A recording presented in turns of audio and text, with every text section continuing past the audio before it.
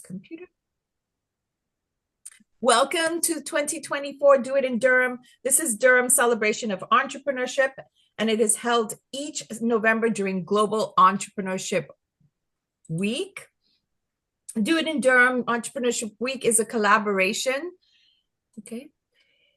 of Durham's business support, educational, and networking organizations who have come together to encourage and support entrepreneurs, job creators, and innovators, who create economic growth in Durham region. If you are looking to start a business, invest in a business, grow a business, we encourage you to do it in Durham, the Durham region.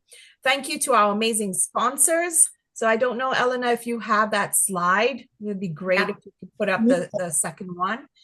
And again, it is being recorded. Some of you, I just want to highlight, your image may be seen on the video, but I will change that to speaker view shortly. Actually, maybe I'll do that now. Oh, it says I cannot. Okay, never mind that. Thank you again. Here are our amazing sponsors and collaboration partners. We really could not do it without everybody. Please, we invite you to feel free to share your experiences and to help raise awareness and visibility that you are open for business and that the Durham region has a thriving business community. I've shared in the chat box some hashtags that you can use to share about it. And I've also shared the BACD YouTube channel. If you subscribe to that, you receive a notification when videos are uploaded, and you're welcome to check out the ones already there. My name is Patrice Esper. I'm a business advisor and program coordinator at the BACD. I'll be facilitating this session and monitoring the chat box. Network in the chat, but not while our speaker is speaking. Respect that space. Take a few moments now to share who you are or about your business, and remember to add your contact details or website so we can learn more about you. And you can save the chat so you can check them out later when everything is said and done. We encourage you to turn your cameras on for a more engaging experience. I think especially so for Elena, our speaker, because it's nice when you can see faces. So with that, I'm handing it over to you, Elena. Thank you so much for being here and for your wealth of information. Thank you so much. I am genuinely really excited to be back. I did Do It in Durham last year as well. And so being here for the Entrepreneurship Week is really exciting. And honestly, kudos to all of you for being here as well, because I know that legal is not necessarily the most exciting topic. We always say it's really unsexy. So I know that people are intimidated by it. So just genuinely thank you for taking some of your lunch break today and sort of dedicating it to learning a little bit more about contracts.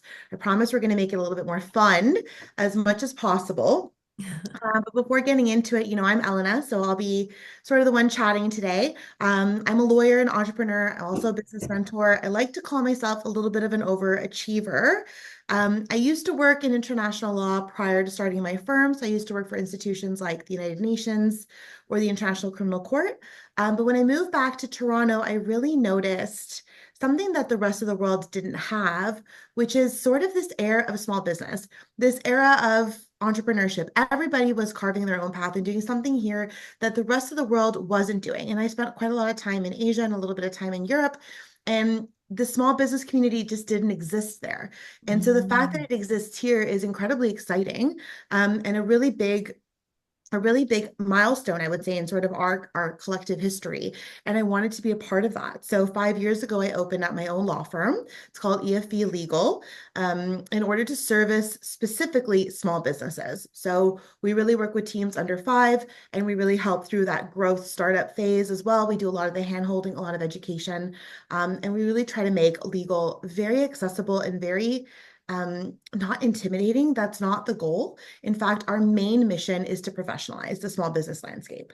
And so what I see is that so many small businesses, all of you included, probably have sort of experienced this sort of wild, wild west where you're too small, rules don't seem to really work for you. You're not really sure how to be professional. Your bills aren't getting paid on time. You don't have contracts. You might have contracts. You don't really know what they say. And so there's sort of this air of unprofessionalism that's kind of going through the online space all the time. And so a year into starting the law firm, really with this mission of professionalizing the small business landscape, we also noticed that there was an accessibility issue with just, economically. Lawyers can be expensive. I'm really sorry. We don't try to be, of course, we bill hourly. We try not to. We work fixed fee at my firm. We try to make it accessible, knowing who the audience is, but there definitely is, lawyers are expensive. And it seems to be this gap and this fear starts already there. I don't even want to talk to a lawyer because they're going to bill me for every little question that I send, right? Like, I don't even want to talk to them. And so then we continue to perpetuate this like unprofessional wild, wild west. And it's really my fault as a lawyer and sort of speaking on behalf of the legal profession, but also guys, it's your fault too, right? Because we're not taking our business seriously for some reason, and we're not really giving it the time more investment that it deserves. So we're going to talk about that. But a year into starting EFV Legal, we also launched a secondary business called Contracts for Entrepreneurs. And what that is an e-commerce website that sells legal contract templates online for a fraction of the cost. So really to keep going with our goal of professionalizing the small business landscape through contracts, we offer another solution as well. And I just wanted to highlight that to you because really my goal and my focus is to help professionalize, right? To make it easier for you guys, and hopefully you grow. And then when you start making six figures, $500,000, $1 million, then you feel more comfortable maybe going, well, you don't need to necessarily make that much money. Lawyers aren't that expensive, but you'll be more comfortable thinking that you're more established as well, and that truly deserving of the support that you deserve. Okay. So before we get started, this wouldn't be a legal presentation without a legal disclaimer. So by accessing or participating in this presentation, you understand that this is not legal advice. It's really meant to be educational and informational only. You've not retained me, Elena Favaro Viana, as your lawyer, and there's no attorney-client privilege offered without a retainer agreement. Okay, this is really, really important because if you leave this and say, well, Elena told me this. No, my friend, I did not. You will get me in trouble with the Law Society. Okay, I did not. This is just education, high level. We'll try to tailor it to you. And of course, I want the chat to be active. Like I want you guys to drop questions in there. I find that with legal, there's always a lot of questions. I'll answer them mostly at the end just to make sure I don't overgo our time. But just be careful of what you're asking, just knowing that it's not confidential and it's sort of for the group. And of course, as Patrice said, it's going to be recorded. Okay. All right. Now, I want to know about you. So I know a few of you have already started putting in the chat what you do. So we have a cleaning company, HR, we have principal designer, residential interior design firm, accessibility construction. Oh, I love that. That's a really important one, Doris. I'd love to know more about what entrepreneurial journeys you're in so we can try to tailor some of this more towards you. But everything is effectively going to be targeted towards sort of a service-based entrepreneur and what you're doing, okay? CPR teaching. Yes, Shannon, have we met before? I feel like I was in another chat with a CPR. Yes, so good. Looking to start my own marketing. Love it. Looking to start in January. January is around the corner, so it's going to happen faster than you think. So congratulations. Okay, these are great. So keep telling me and I'll keep looking. But our main focus areas are going to be two things: building your advisory team, right? And contracts. Okay, so we're really going to limit today's scope. I want to be clear that the law is not infinite per se. There's definitely boundaries to it, but there's a lot. And so we're just really skimming the surface of one small topic area today, okay? Okay, I'm seeing a consulting firm, holistic nutrition. Love that. Apparel printing, embroidery business. Amazing. Scaling, good, okay. So when we're talking about your advisory team, the reason I put this here is sort of alluding to you deserve more, okay? If you've started a business, you are truly welcome. You are a business owner, right? You're already in bed with the law. You're doing it. This is a very serious thing. And in Canada, we're so privileged and so lucky that we can start a business today at the drop of a hat, right? You can start a business in January doing your marketing, no problem. Nobody's going to, there's no red sticker tape or, paper that you have to get through. You can really just start one today. But what I'm finding is that when people are starting businesses, they're not getting the right advice. In fact, they're getting advice from Facebook groups, which can or cannot be helpful. They're getting a lot of advice from AI right now, which is kind of okay, kind of not okay. But a lot of these sources are really limiting.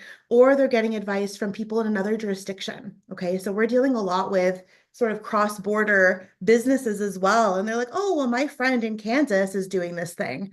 And that is not at all applicable here to Ontario, right? It may or may not be from sort of an industrial, like your industry specific situations, but it's not helpful to what is required of you as a Canadian or an Ontario resident, or if you're not even from this area, right? So you want to be getting advice that's specific, and you want to be working with people that understand your industry. So when we're talking about advisory team, we're really talking about these three people. Okay, we're talking about your lawyer, your accountant, and your bookkeeper. Okay, when anyone starts a business, I find that people go straight to marketing designer. They're like, the first thing I need is a logo, right? And they will spend whatever dollar figure you think is okay to spend on that in order to get your logo. And yes, that's important, but guys, it's also the sexy thing of business, but it's not going to protect you. It's not going to shelter you. You're still going to be very cold at night with just a logo. It's not going to take you very far. So I would say these three should also be part of that initial team that you put together from the beginning. Okay. Now, the very first person I hired when I started my firm was a bookkeeper.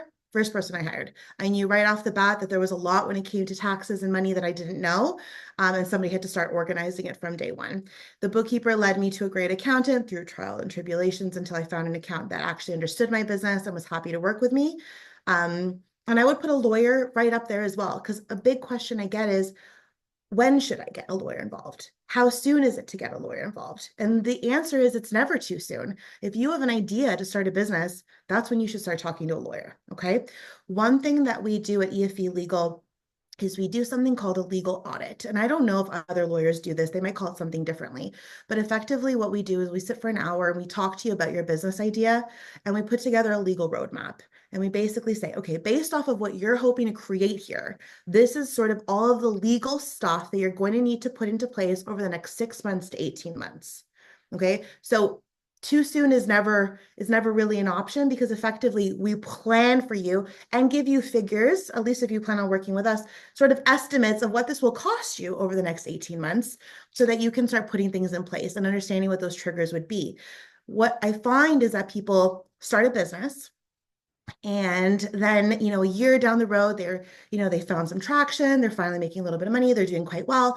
And then they hire a lawyer, and then they have to backdate things. Okay. And there's a few things that sort of come up with this. One is that the law is not a one-stop shop. It is constantly an evolving process. All right. The law is very much living and breathing. And when we're talking about contracts, those are living and breathing documents. Those need to change consistently and be updated consistently. So when you come, a year down the road and you're like, I need all of these things, well, then yes, my friend, you might get hit with a very large tax, legal bill, because you're trying to do everything all at once. And you may be in a position to do that. But I would say it's better to sort of chip it off slowly, incrementally, one thing in one quarter, one thing in another quarter, one thing 6 months later, and sort of as you're growing and as you're needing things, adding them in and building that relationship with your lawyer and your accounting team and your bookkeeper as well, right? Because at the end of the day, these people here are the ones that are going to get you out of the most trouble in business, right? If you've been in business for a good year or two now, you're going to know that come tax season, you're going to get a tax bill that's going to scare you, right? And so the best way to avoid that is to have this team sort of from the beginning. And I would say even when it comes to taxes, May is sort of one of our busiest times at the law firm, because all of a sudden as an entrepreneur, you got your biggest tax bill ever and you're like, whoa, whoa, whoa, whoa. I need to change my entire business structure now because I can't continue down this path, right? And so in May, we get a lot of phone calls, right? So you can avoid all of that by just knowing what's in place for you, okay? Now, you've also started a business because you're planning to be successful, right? Can we agree with that? Yes, you're going to be very successful. You're going to pay your own bills. You're going to be independent individuals, okay? Yes. So why are we shying away from the things that are going to keep you the most successful? We know that successful people have active lunches with their lawyers, accountants, financial planners. What is stopping you from doing the same? Because I'm telling you, I am available for lunch every Wednesday and Friday, very available. So I'm just saying you should be building these relationships with at least one of these people to really be that key person, that key trusted advisor. The three of these people should be competing for that spot. They want to be your trusted advisor. They even throw a financial planner on here. They want to be their trusted advisor, but if they're not fighting for that spot, they're not doing you a service either. So don't be afraid to circulate and get another one. Don't be afraid to work with somebody that actually knows your business, that is comfortable picking up the phone and talking to you, giving you a little bit of their time and working with you based on where you're at in your business. Does that make sense? Feeling good? Okay. So we're all going to get one of these. Perfect. So now let's dive into contracts. Okay. So when we're talking about contracts, they should be your number one priority as a business owner. Okay. It is your greatest tool. It is your greatest defense and your greatest asset. Okay. Plain and simple, without a contract, you are naked. Okay. And I want you to think of, when we're thinking of being trapped in the, in survival wilderness, the first thing they say to you is, you don't need food, you don't need water. The first thing you need is shelter. Really, you need shelter. And that's what your contracts are going to be, your shelter. So that fancy water that we're like, yeah, we're going to survive on the water. That's your logo. That'll come later, right? We can survive, right? Food, that can come later. As long as we have shelter. Without the shelter, we're naked in the elements and sort of everything is coming down on us. And it can be really, really scary. Okay. And one thing I didn't mention is when we're thinking about hiring that lawyer maybe too late, your statute of limitations, your liability starts on day one. Okay. So if you decide to provide a service today without a contract because you're starting a new business and you're sort of testing something out, your liability starts today. And somebody can hold you liable for a period of 2 years here in Ontario. So what that means is next year, when you're 1 year into business and you made your first $1 million and you're incredibly established, somebody can then say, now Stephen here that I'm looking at, Stephen's worth a pretty penny. I'm going to go sue Stephen now for the stuff that he did to me on day one of his business. But on day one of his business, he didn't have his shelter, his defense, or his contracts in place to minimize his liability and to protect him from sort of that storm that's coming. And this happens more often than you think. So a lot of business owners are like, well, I'm just sort of helping out, my mom's friend or my aunt or my uncle or a close friend. They get burned the fastest that way, to be honest. So it's something that you want to be thinking of from day one. Okay. Greatest tool, greatest defense, greatest asset. Now, before we go even one step further, that hand-me-down contract that your friend gave you, or that DIY contract that you Googled and put together yourself, or something that ChatGPT spit out, you're still very naked. Okay. You are. And the reason for that is because words on a piece of paper that say legal contract at the top do not necessarily protect you. Okay. There is law right now that states, if you send someone a cocktail napkin that says IOU on it, that is a legally binding document. It's true. Cocktail napkin, IOU, words on a piece of paper, that is legally binding. What's missing from that is all of the terms and functionality. I owe you what? When do I have to pay that by? If I die, does this fall on my spouse or my estate to pay back that debt? Like there's just so much more involved. And so that hand-me-down contract that someone gave you may say a lot in there, but it may not say what you wanted to say or work in your favor. Okay. We also see a lot of DIY contracts. One thing I hear all the time is, well, I worked in this industry before and I sort of took it from my boss and I sort of took it from my friend and I just kind of put it all together. And we call those Frankenstein contracts. Okay. They are just mished and mangled and they might look good, but they might not work for you, right? So you have to be careful because the one thing is you're all intelligent people. Like that's first and foremost, you're all intelligent people. You're all experts at the business that you put together. No doubt about it. You know your industry better than others. What's missing though is what you might not know legally that keeps a contract sort of living and breathing, right? What's not in your agreement that should be there. So those are the things that sort of, and structurally, do they contradict one another? So even this morning, I was looking at an agreement sent over by a non-lawyer to my client. And my client was like, let me get my lawyer to look at it. And we're looking at it. And in one sentence, it says, you will invoice the client. And then the second sentence, it says, we, the company, will invoice the client on your behalf. And then in the third sentence, it says, you're 100% liable for collection of those invoices. And you're like, wait a minute, which way is the money flowing here? So it's not clear, right? So there might be a really good idea, but it's not being translated properly on paper. So you have to be careful.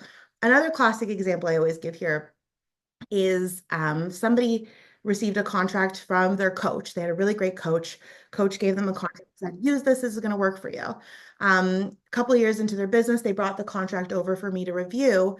And I looked at it, on the surface looked fine, except they gave away all of their rights to somebody in Arkansas, And this person was named man in Arkansas, and they just gave away all of their rights in the contract to this person. And I asked the client, I'm like, who is this? And she had no idea. She'd never actually read it or had seen that that was in there. So you really need to know what they say, because the difference between having a client issue with a contract you understand and a contract that you just have is really your sleep at night. Do you know if your contract protects you? Is it the way that you want it to be working? Because you started a business with an idea of values and policies of how you want your business to go. Your contract should reflect that, right? Not every contract is the same. And we can think, oh, but we sell services. Okay, well, Walmart sells, bags, and Prada sells bags. You better believe that they sell bags two different ways. So the same contract wouldn't work for either one of them. Shouldn't work for you either. So it should be bespoke and custom to you. Okay? Are we feeling good? Are we feeling, yeah, common sense, right? It's like, yes, Elena, I know all of this. Get to the hard stuff. So the cardinal rule. Okay, if there's anything that you're going to tattoo on your forehead when you leave here today, is contracts before invoice, always. Okay? Contracts before invoice, always. There are a few reasons for this. One, the law says so. The law says for a contract to be legally binding, you need 3 elements. Element number 1 is offer. Element number 2 is acceptance. And element number 3 is consideration. What that means is you actually need to offer somebody a contract. This is what I'm providing you. This is a service I'm giving you. It's all put together in this contract. Somebody then has the opportunity to review it and negotiate it, the terms, prior to acceptance. They will then sign the contract accepting it. That is not the end of an agreement. The end of an agreement comes with consideration. Consideration typically looks like monetary. It usually looks like a payment of some invoice, a deposit, even transfer of $1 to show that both parties truly meant to be in this contract. Okay, they agreed to the terms. So contracts before invoice, always. It doesn't work if you get somebody to pay your invoice and then 2 months later you send them a contract with the terms. You're going to get yourself in hot water. That contract is absolutely not valid. And it's going to cause dispute because the person effectively paid and received a service without understanding all of the terms of that service. Okay. So make sure that you always do your contract first, invoice second. Okay. Now, a big question I get here is, well, if we've automated everything, the majority of automation softwares allow for the contract before the invoice to happen. So you want to follow that process. Okay. Don't do it any other way. With me? Okay, tattooed on our foreheads. The head nods. Okay, so let's go through the basics. There are hundreds, if not thousands, if not more, different types of contracts, but we're just going to go through a few that I feel like anybody should be aware of or have or already have. Okay, so the first is your service agreement. Second is website protection. Third is your terms of purchase. Fourth is a confidentiality agreement, also known as a non-disclosure agreement. Fifth is a media release form. Sixth is independent contractor agreement. And then we'll talk about an employment agreement and a waiver of liability. Okay, so these are going to be the 8 that we talk about in terms of the basics. I'm going to take each one in turn. Okay, so your service agreement is your big guy. Okay, this is the one that if you do go to a lawyer will probably be the more expensive one, but it's also going to be the most customizable, bespoke one to you. It should not be cookie cutter. It really should reflect the policies and values and expectations you have of the business and the service you're providing. Okay, so what it is a legally binding document that helps you build out, create, and manage expectations when taking on new clients and performing services for them. It's going to outline the details of your relationship, what you are providing them. Okay, and I want to stop here because at some point in your contract, you should really stipulate, this is what I'm giving you. Okay, so if you have an HR company, it might say, I'm going to be giving you 6 months of HR services, and you will be receiving A, B, C, D from me over the 6 months. Okay. If it's a cleaning company, I want you to say, okay, so we're going to be cleaning you. This contract is valid for 1 year. We're going to be cleaning every Wednesday from, I don't know, 5 to 10 p.m. your offices. So just be really, really clear on what you're providing them. But importantly, I want you to also put in what you are not providing them. Okay. And this is where a lot of service providers sort of get tripped up, excuse me, they get tripped up because if anybody does anything like marketing here or consulting, you know that revisions are the bane of your existence. People will come back for revisions and revisions and revisions. So what are you not providing them, right? So we're going to give you one set of revisions to be done within 30 days. And anything beyond that is either outside of the scope or maybe subject to your hourly rate or an additional package. So what are you not providing them that commonly gets confused within the service that you're offering? Okay, so even picking on HR, sometimes I see HRs wants to do more consulting or even consulting firm. You want to do consulting, but you don't necessarily want to be the one that drafts all of the policies. You want to go into a company and you want to consult and review and tell them what they should be putting in their policies, but you don't want to draft the policies. So that might be something that is a distinction of what could commonly be, oh, we thought you were giving this to us. So setting the expectations of what you're providing, what you're not providing are important. Now, next, it's a negotiable document, right? Which means if you receive one too, you have an obligation as a business owner or as a human being on this planet to really read it before you sign it, okay? Nothing is set in stone until there's a signature or sort of acceptance of the document, meaning that everything in a contract is negotiable. So if you send your contract over to a client and they start negotiating the terms, sometimes I see more novice business owners get sort of hesitant and think that maybe it's a red flag.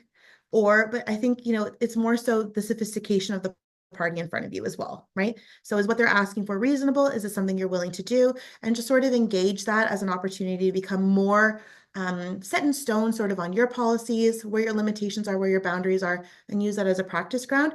But that is very something that is possible to be done. So with that, I also see service providers will send a contract that they've already signed because they're like, oh, it's so much easier if I just send a contract that I've already signed, right? But then you're setting it in stone before anybody can negotiate. So that's not going to work. So you're going to send it, client is going to negotiate and sign it, and then you will sign it last. Don't ever forget to sign it last, okay? Because sometimes they signed it, amazing, yes, I got paid $2,000 in my bank account, and you go on with the service. It's not completed contract because you also didn't sign it. So make sure you close the loop on that onboarding, okay? Now, when we're doing a service agreement, the majority of your business policies will live in here, okay? So when we're drafting, one of the main questions that we ask our clients is, what are the horror stories that you've encountered or what are you particularly fearful of, right? Every single one of you has something that has either happened to you or you're potentially risk averse or you sort of wake up at night afraid of this one thing that causes you stress. Okay, so that is something that you should be discussing with your lawyer to make sure that they draft in a very specific mechanism to deal with some of the issues that you're experiencing. So should, event A happen, how are we going to deal with it? We're going to deal with it maybe in a 3-step process, okay? We deal a lot with this even with photographers. One photographer, she was so funny. She had a client so angry with her because she photographed a family and it came back that the kids had, boogers all over their nose in the photos. And the family was absolutely like over the moon upset with her. And and so she came to me, she's like, how do I put in this contract that it is not my responsibility to tell you if your hair is up in a weird shape, if the collar of your shirt's off, or if your children clearly have, stuff going on. And so those are some of the nuances that you should be considering, and it's so unique to every business, okay? Now, when we're looking at sort of your product suite or the offerings that you give as a business owner, the rule of thumb is that you should have one contract for every single offer. It is not a one size fits all, okay? So that can be a little bit daunting, but you need to think, if you're offering a 3-month consulting package and a 6-month consulting package and a 1-year consulting package, well, all 3 of those innately are different, right? And why are they different? So each one should have its own respective agreement. The majority of the policies may be 70% the same, but they should still be having variations, okay? One size does not fit all. And in fact, this is something that we struggle with because we receive contracts that are clearly not meant for it's like a circle in a square peg. It's just, you can't make them fit. They don't always work. And anybody that's and I use the term sophisticated to also include not necessarily lawyers, but people that have experience with a lot of contracts. it's not going to work, right? And so anybody sophisticated might sign it because they know that they could walk absolutely all over you later, right? They're not even going to negotiate it because they're like, I could get out of this tomorrow without no sweat on my back. I'll sign because clearly I have the leverage of being more sophisticated. So just make sure that you have one contract for every single offer. And like I said, it must be highly customized to your business. Okay. It's going to prevent client conflicts. Okay. And I want to pause on this last point here. This really should be bullet points, but contracts are your preventative protection for client conflicts. Okay. When you are a small business owner, and small is defined here in Canada as a business that has less than 99 employees that makes under 500,000 per year. Okay. So if you qualify yourself as a small business under those terms, okay, there isn't a lot of recourse at law necessarily for you when disputes occur. Okay. So disputes is the idea. What law can do is I'm going to send you to court, or I'm going to, we're going to go into litigation, or I'm going to sue you, or whatever these dramatic efforts are that we see on TV. They're not always cost effective for a small business owner.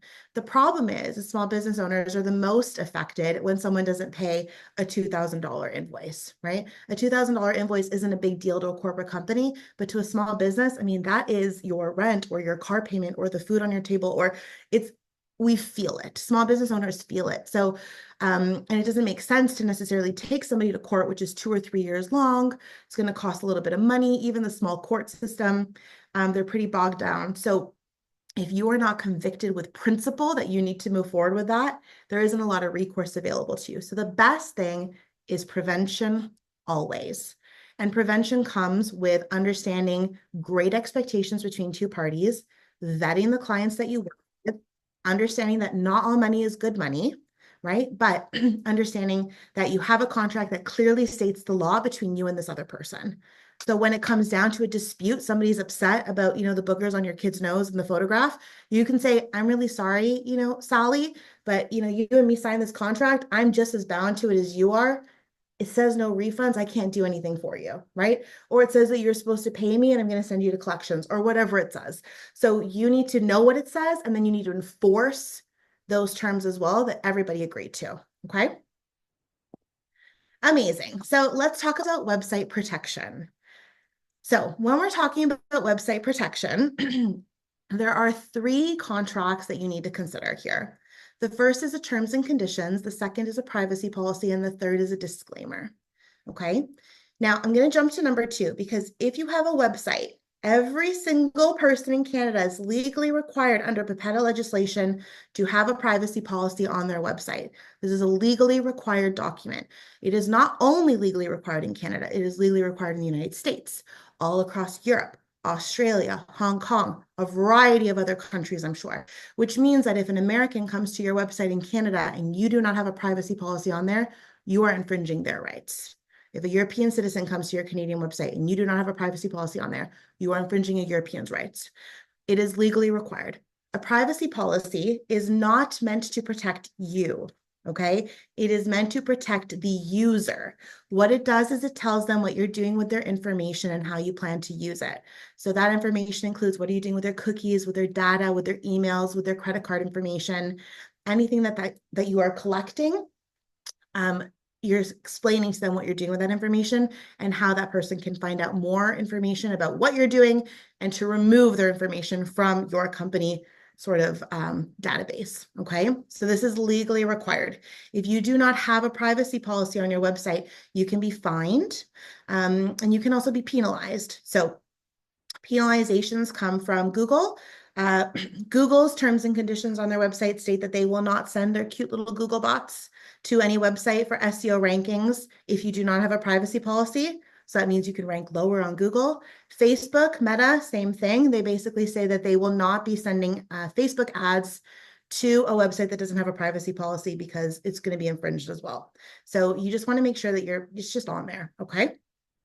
Now, going back to number 1, we have terms and conditions. Now, this is not a legally required document, but it is highly, highly recommended. Okay. This is going to tell your users how they can use your website. Okay. It outlines what they can or cannot do on your website. such as restricting certain activities, maintaining your right to ban abusive content. So we're basically saying, hey, these are all my pictures and my blogs. You can't steal them. That's my intellectual property. Or, hey, all those comments that you're putting on my, on my blogs, I have the right to delete some of them if they're not in alignment or if they're abusive or if I don't agree with sort of the content being stated, limiting your liability and protecting your intellectual property. Okay. The terms and conditions further extends to your social media channels. So a big question I get is, how do I protect what I'm posting on Instagram, LinkedIn, TikTok? And the best way to think about that is social media are borrowed platforms, but your website is owned. Okay. So you own your website. So if we think about your website almost like a brick and mortar store, we can imagine that somewhere behind the cash register, you're going to have a binder full of legal policies that you're going to explain how you're functioning your business. And then outside your brick and mortar, you might have a cute little car, all decaled, driving around the city, basically trying to get clients to come back to your business. Okay. Think of the car as your social media. Your social media is a vehicle back to your business to drive traffic there. Super simple. But what happens if that social media, if that car gets into a car accident? Well, the car probably wouldn't have any legal disclaimers or limitation of liability or anything to sort of deal with your intellectual property, but those binders behind the cash register on your brick and mortar and the website would. So this terms and conditions is really going to sort of encompass everything you're doing in the online space as well. Okay. Really, really important. Also great if you are selling anything when we are, if we're selling anything e-commerce wise. So if you are selling any courses, master classes, physical products, ticket sales, anything like that on your website, a terms and conditions can outline shipping and handling policies, refund policies, and payment terms. Okay. And lastly is your disclaimer. Okay. This policy is crucial to the success of any business in limiting your liability. So the best or basic example that I can give is a weight loss website where they're going to post Sally, Sally's lost 300 pounds and using this magical weight loss service. Okay. Well, your disclaimer should probably say that all results are not guaranteed. The marketing materials that we've used are from our most successful clients. It's not a guarantee that you will be experiencing the same results or whatever the case is. So whatever you're doing in business, you want to always have a disclaimer stating that you do not promise the same thing for others, okay? That the information on your blogs is information only and not advice. That the products you're selling, maybe you sell unique goods, that each one may come in a different color because they're all handmade. Whatever it is, you want a disclaimer, okay? Now, where they live, these have to live at the footer of your website. So the legal requirement that at the bottom of your website, there are going to be 3 hyperlinked contracts. Each one should be named and each one should be accessible. By virtue of somebody coming on your website, they don't need to sign this contract. By virtue of them clicking around, they would have already agreed to the terms of your contracts because they've been clearly stipulated for use, okay? Now, if you think, Elena, this is a bit extreme, do we really need to be saying all these things? In case you have doubts, I always bring up my favorite little McDonald's lady. I don't know if anybody remembers her, but this woman went through a McDonald's drive-through, okay, in 1992. She ordered hot coffee, okay? And as she was exiting the drive-through, the coffee spilt on her. And she sued McDonald's for not having a disclaimer that said hot on the coffee cup. Okay. Now we all know coffee is warm, relatively warm, caliente, I would say. It's a very normal assumption. It didn't matter. Okay. It didn't matter. What mattered was that McDonald's did not disclaim that it was hot. And by default, she won $2.9 million. Okay. This was back in 1994. So you can imagine that was a lot of money back then. So you need to think about things that even though they are common sense to your business, do they make a lot of common sense? Do you need to disclaim them? Do you need to protect against them? The answer is yes. Okay. All right. Our next contract is a terms of purchase. So in our new age now where we have a lot more automation, we have a lot more happening online. The majority of us, including myself, we work online, we barely leave our homes. There's a terms of purchase, which is sort of our checkbox contract. Okay, it's a legally binding document between you and your customer used at the checkout page. So if you've ever purchased anything online, you would know that after you've input your credit card information, there's usually a little checkbox. And that checkbox says, by clicking here, you agree to our terms of purchase. Sometimes they use other words like terms of service, terms of use, terms and conditions, all the same thing. What it is a hyperlinkable contract that does not require a signature, but is legally binding by virtue of somebody clicking the box, okay? You know that you cannot continue that payment transaction until you've clicked the box. Because remember, contract before invoice, always, right? So you have to click the box before they can even take the payment from you. Now, you know as well that you probably have never read what is those terms, but it doesn't matter. You're legally bound to them. So if you're selling anything, you're basically telling the purchaser how they can utilize your product or service that they've purchased online. It's going to outline your sales policy, your payment policy, refund, shipping, any disclaimers, limit your liability, and protect your intellectual property. So it's going to be quite a heavy working document. The terms of purchase can act a lot like a service agreement as well, depending on your business, and have everything in there in order to really make the checkout process very automated, very seamless, very easy, and less burdensome for you as the small business owner. Okay, so this is really great for e-commerce websites, membership sites, e-courses, digital products, ticket sales, really anything that you're selling online, you want to be using in terms of purchase. Okay? Excuse me. All right. Next is our confidentiality agreement. So this one is also commonly referred to as a non-disclosure agreement.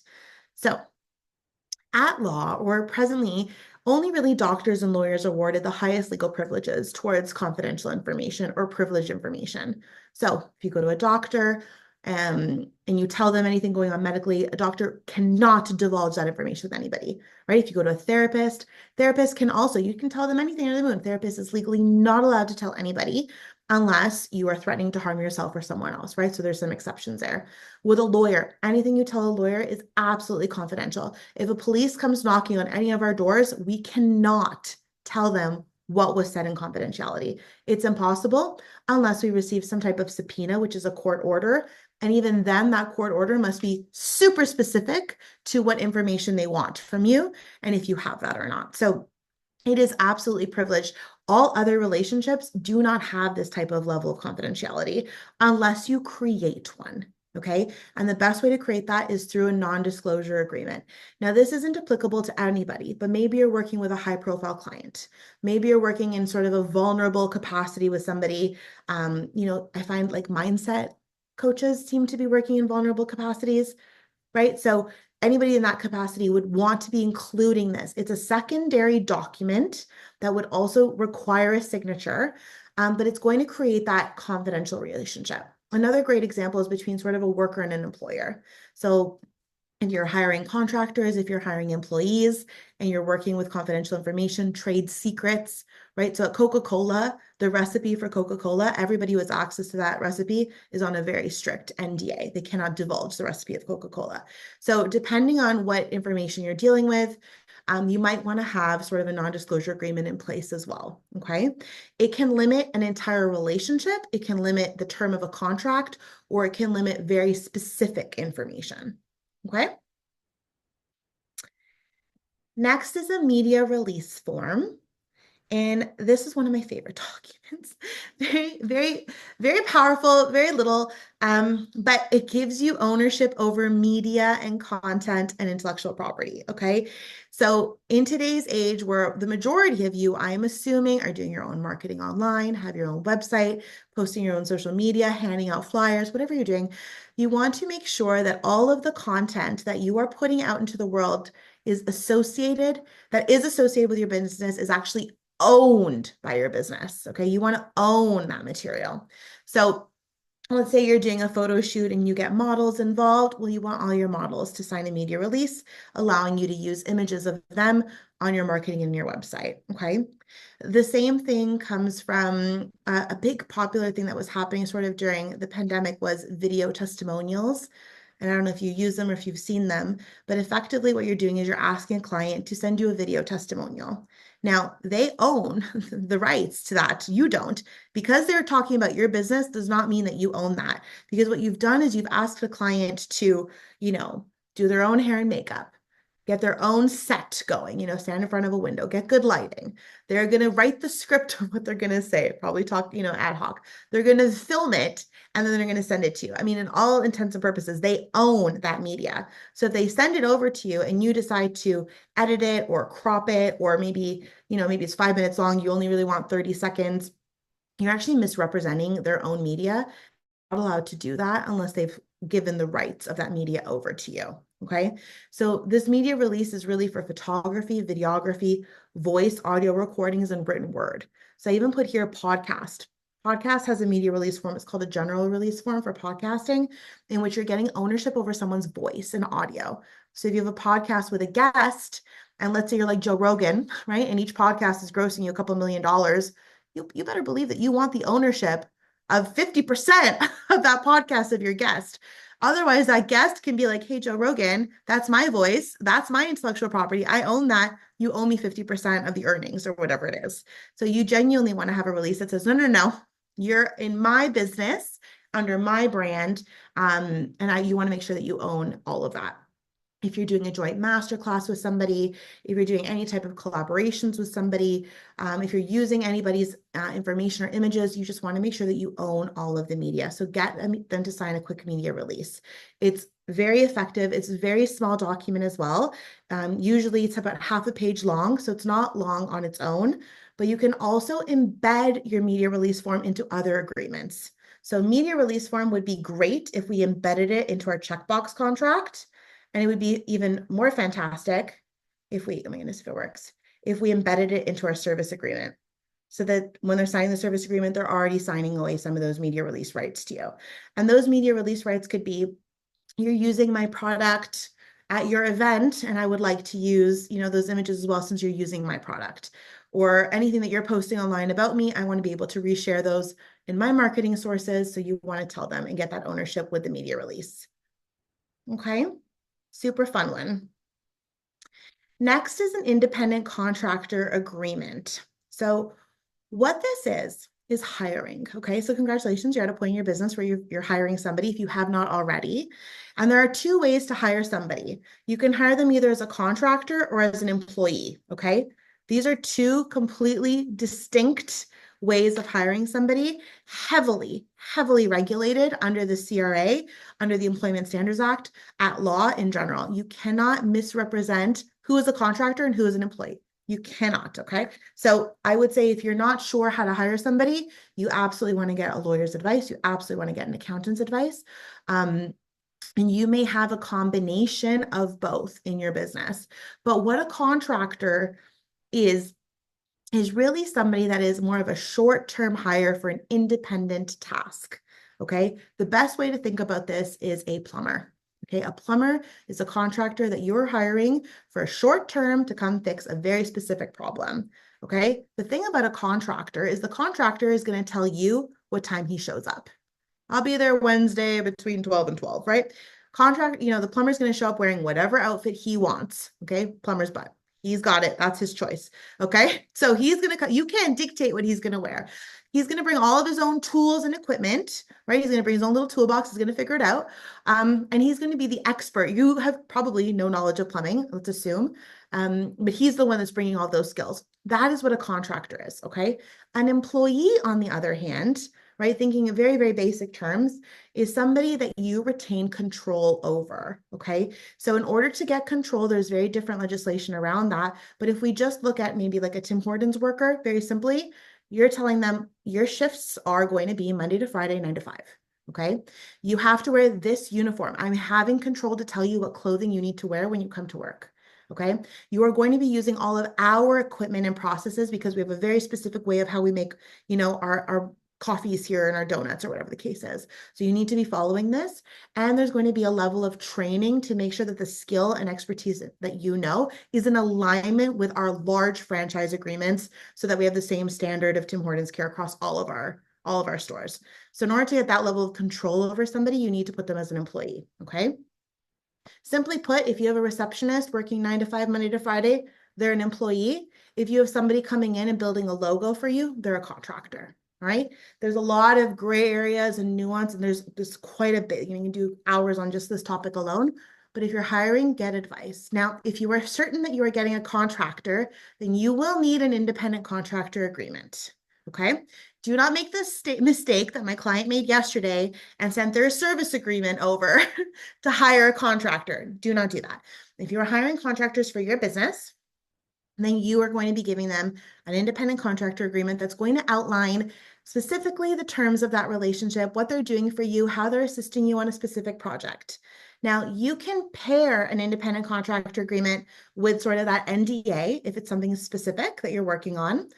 And those would be two agreements. But this document is really great for bringing on team members, delegating and outsourcing tasks, hiring consultants or strategists. Now, big question I get here is like, wait a minute, Elena.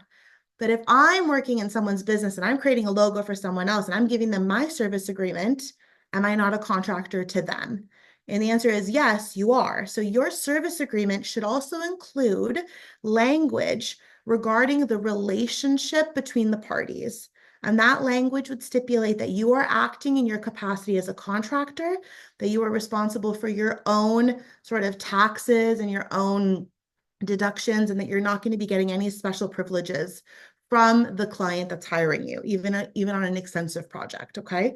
So you want to make sure that there's really clear language in those, but this is great if you're maybe hiring your own virtual assistant. This is great if you're hiring someone to come in to do tech on your website or website designer, if you're hiring social media managers, consulting, marketing, anything like that, that you're hiring externally, they can either give you a service agreement, which you have the right to negotiate, or you can give them an independent contractor agreement. And this really depends on your business and sort of the development of your business and how you want to be structuring it. Okay. Okay. Now I will say here, because I know we have an HR in the crowd as well. HR specialists are also fantastic to speak to as well. So I don't want to take all the credit as a lawyer. There's definitely a line between what they can do for you as well and what we can do. But if you know somebody in that department, I would definitely reach out. And I would encourage you, I believe it's Dorothy, right? I would encourage you, Dorothy, to say hi and redrop your handle. Okay. Okay. Now, an employment agreement is hiring an employee. And I'm going to put here again, make sure you get the legal and tax advice before making this big jump. And I'm going to call it a big jump because an employee is really an undertaking that you will be taking as a business owner. Depending on the type of business you have, this may be a very easy jump or maybe a very big jump, but you are taking on quite a lot of responsibility over another individual. Now, just in September, I was speaking at a summit, and one of the questions at the summit was, can ChatGPT write my employment agreement? And I just started laughing. I just laughed. And I felt really bad about it afterwards. But I said, well, first of all, ChatGPT has no business writing legal contracts. But secondly, I would be so afraid of individuals using ChatGPT to put together such a heavily regulated legal document like an employment agreement. It is so heavily protected under the Employment Standards Act and the CRA. I would certainly make sure that you're getting the right advice before you do this jump, and do not do it alone, okay? There's a lot of sources that can help you, but it's going to outline the relationship between the company and the employee and sort of all of the statutory obligations that you are going to have to undertake, meaning payroll, vacation, sick leave, remote working policies. You can talk about, uniforms, training. There's so much that goes into this as well. So in your HR policies, so you just want to make sure that everything is in alignment with your work placement policies, your HR policies, if you're working with Dorothy. I'm gonna keep shouting you out here. You're perfect. You put your LinkedIn profile. I've never met Dorothy before. I should say that as a caveat. I just saw one of you guys write that in there. And in alignment with the Employment Standards Act, okay? Now, big ticket items in today's climate that I would say you want to be getting advice on is work from home policies. So a lot of people are saying that you can work from home, but what does that mean effectively? What are we thinking? Can you work from your home, your living room? Can you work from the coffee shop down the street? Can you work from your Wi-Fi? Do you need a VPN network? Can you work from a public network? What about cybersecurity? So what does work from home actually mean? Remote work policies is big as well. We saw in the pandemic that people were working from all over the world and they were calling it work from home. And now we're seeing that the larger companies, corporate, are really breaking down on that. And they're saying, if you are going anywhere outside of your geographical location by any means, and they're restricting that geographical locations, you must notify us. So even if you're going to Florida and you're on the same time zone, we need to know a month in advance, and you can only do remote work for a specified amount of period. So getting really clear on that. Working from your home policies, sort of, is it your home or is it the coffee shop or is it just EST? And employers really have different ways of looking at that. And how are you treating vacation leave versus remote working, right? Really, what is the distinction there? So those are the big ticket items that are happening right now that you want to be getting real clarity on, okay? Now, the last thing I will say here is an employment agreement must be legally enforceable. This is different than a cocktail napkin that says, I owe you. Okay, that is a legally enforceable document. Is it working? Not that well, but it's legally enforceable. An employment agreement that is for quote unquote garbage, drafted and just says employment agreement, may not be legally enforceable. Because it says that in there, it has to align with the Employment Standards Act of Ontario. If it does not, the Employment Standards Act of Ontario will prevail always. So you want to make sure that your agreement is enforceable in alignment with that. And you're just, like I said, we're really working on prevention here, prevention of disputes, prevention of problems. The more clear you can be up front, the better it is for everybody. And our last legal document is a waiver of liability. And I would say this is one of the most important legal documents depending on the type of business that you run. And it isn't specific for everybody, but if you are offering anything with risk, you're effectively going to want your client to waiver certain rights and protections that they may have. You're essentially getting them to say in a waiver of liability, I know there is a risk, and if anything goes wrong, I won't hold you responsible. Okay?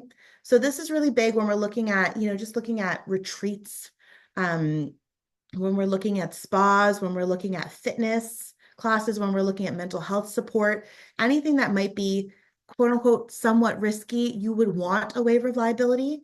But I would even go so far as saying, if you're a cleaning company and people are in this space and they trip over your vacuum cord and they break their leg, who's responsible? Is it you as the cleaning company and your vacuum cord?